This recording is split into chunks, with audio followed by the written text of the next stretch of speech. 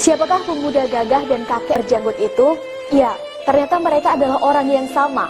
Beliaulah Kiai Haji Agus Salim, sang guru bangsa legendaris itu. Ketika kita membaca biografi beliau, tentu kita akan tertegun betapa pahlawan nasional yang satu ini punya begitu banyak kebaikan. Beliau seorang pejuang, pemimpin media, menteri, ulama, pemimpin partai pembaharu, diplomat, guru bangsa, dan lain-lain. Kecerdasannya tak perlu diragukan lagi. Beliau lulusan terbaik HBS, mengalahkan keturunan Belanda, Eropa, dan Asia Timur. Kiai Haji Agus Salim adalah seorang poligot, orang yang menguasai belasan bahasa. Bahasa Belanda, Arab, Inggris, Jepang, Perancis, Mandarin, Jerman, Latin, dan Turki. Ia juga menguasai beberapa bahasa daerah seperti Minang, Jawa, Sunda, dan Melayu. Semua kepiawannya itu berguna saat beliau memimpin delegasi Indonesia dalam perundingan dan misi diplomasi. Salah satunya adalah misi ke Timur Tengah selama berbulan-bulan untuk mencari dukungan dan pengakuan atas kedaulatan Indonesia. Dan itu berhasil. Berkat kepandaiannya dalam berdiplomasi, Indonesia mendapatkan pengakuan secara de jure resmi sebagai negara berdaulat dari Mesir,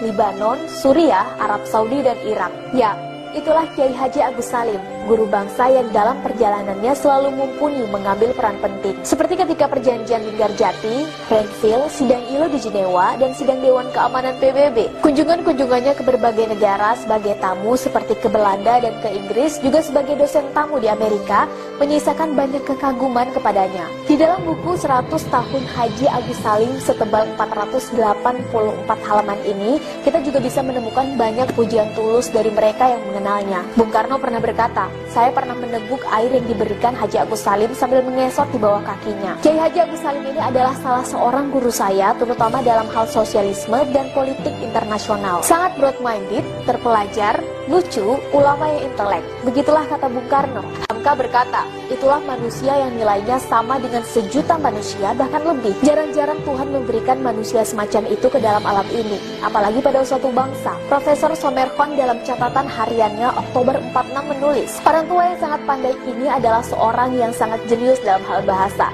Ia dapat berbicara dan menulis dengan sangat sempurna, setidaknya dalam 9 bahasa, dan hanya memiliki satu kelemahan, yaitu selama hidupnya melarat." Demikian tulis Profesor Somerkhon. Ya, Kiai Haji Agus Salim adalah seorang yang hidup melarat. Dengan semua kepandaian dan jasa yang dimilikinya, tentu mudah bagi beliau untuk hidup mewah. Tapi beliau lebih memilih pindah dari rumah kontrakan dari satu gang sempit ke gang sempit lainnya, demi menjaga totalitas dan keikhlasan dalam pengabdian. Leiden is legend.